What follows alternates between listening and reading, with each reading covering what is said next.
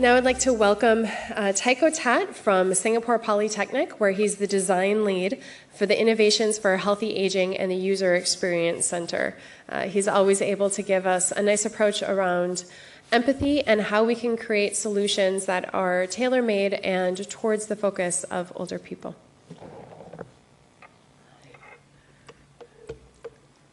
And I don't know why that just clicked right there. There we go. Okay, great. Thanks, Adrian. Good morning, everybody. My name is Tyco, and I just thought I'd take the opportunity again to thank my friends at Access Health in US and Sing Health for inviting me here today. So I thought before I dive into my talk today, which is about solving all the wrong problems, have a little bit of fun this morning and do a quick quiz.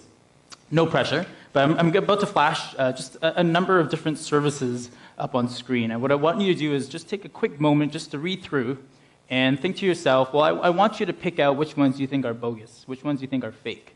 And just keep track in your mind and count how many you think really aren't real. And here's the first set.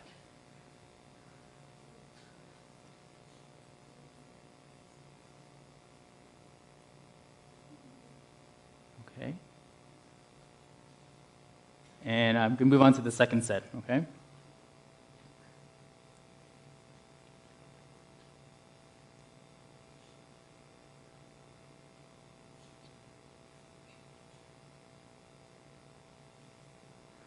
All right.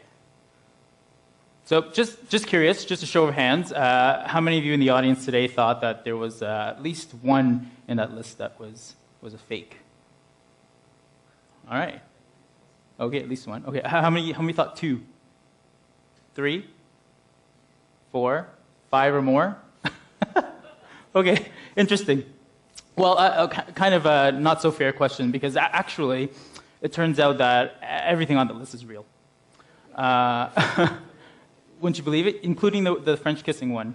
And just to share with you, I actually downloaded it, and in case you're interested, I'm spectacular. But the point I wanted to bring across, and this collection wasn't made by me, it's compiled by an author, by an article that I'll share just shortly. But her point is that, there are a lot of such services or apps, be it digital or offline, but someone at some point has invested time, resources, and money into creating these things. And what meaning, what value, and what impact do they really have on individuals, on societies? And I think that's kind of the question that I kind of wanted to raise in today's short talk. So bring it a little bit closer to home. This is an app that was produced by LTA. Anyone here from LTA by any chance? Okay, just in case you are, I still love you. I love public transport in Singapore. But if you think back to this particular app, there was a lot of criticism about Taxi for a number of reasons from the public and beyond that. But people didn't think that it was really meeting a true need, and they weren't clear about what value this particular service was aiming to provide. So I guess not so much in the same category as the previous ones, but you can get the point. Is that there are a lot of services that could be improved and could be done a lot better. So this brings me to the topic that I chose for today, and I kind of shamelessly stole it from this author here, an article that I encountered last year, which is about solving all the wrong problems. And quite apt, I think, in today talking about gathering here, talking about challenges and opportunities in the aging sector. Because as the author is pointing out, a lot of companies, people are claiming that, we're making things to make the world a better place.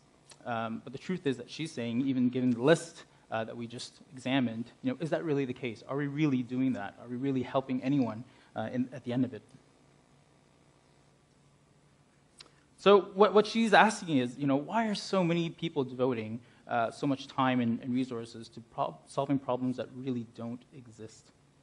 And to be fair, that's her view. Maybe someone really does need that French kissing app, right? Who knows? But the point that she's making is that, can we do better? Can we use the resources that we have to benefit more people in society? And for that matter, can design or can innovation play a bigger role in making bigger impact? And I think both her, myself, and probably all of you in this room today, would agree that yes, that there really is an opportunity for that.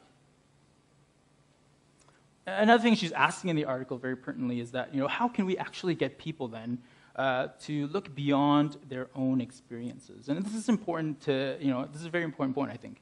And we'll dive into a little bit more of that later. But what she's saying in the article is that, I assume that a lot of people who created those examples of those services or apps are doing it for themselves.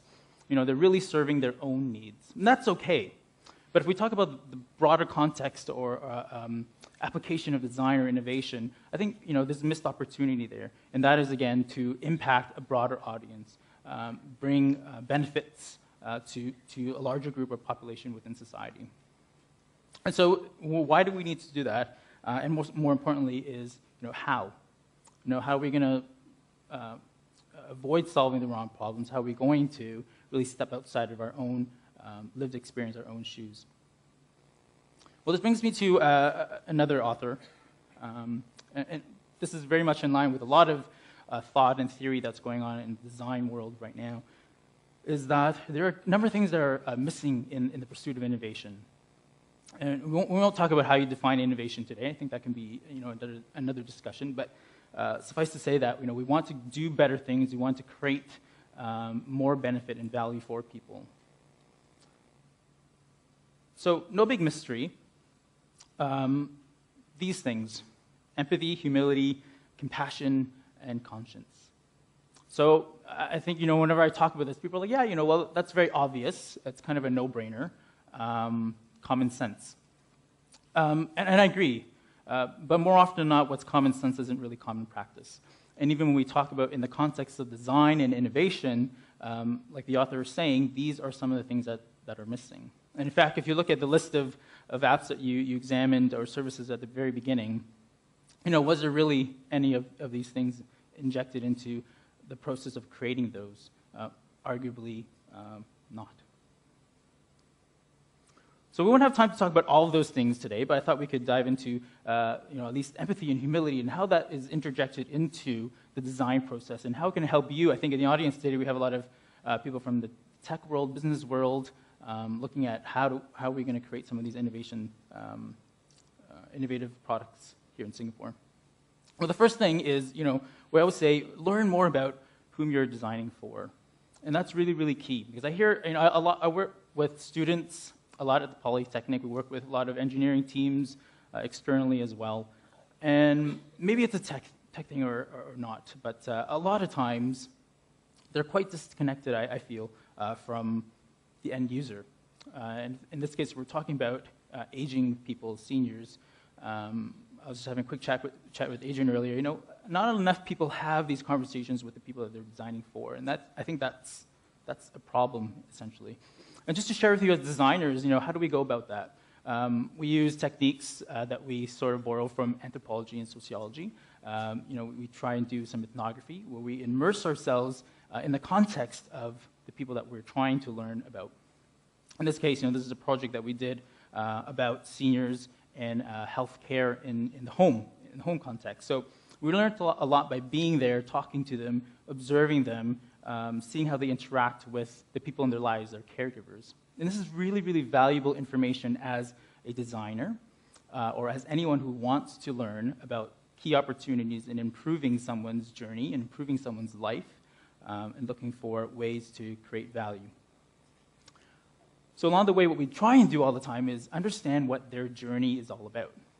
This is an example from a project that we did where we're really looking at mapping a person's emotional journey through a clinical experience. And by doing that, you learn and you gain a lot of insight into where are those high points, low points, pain points that a particular person goes through, so that you can, again, identify those opportunity areas for designing better services or products.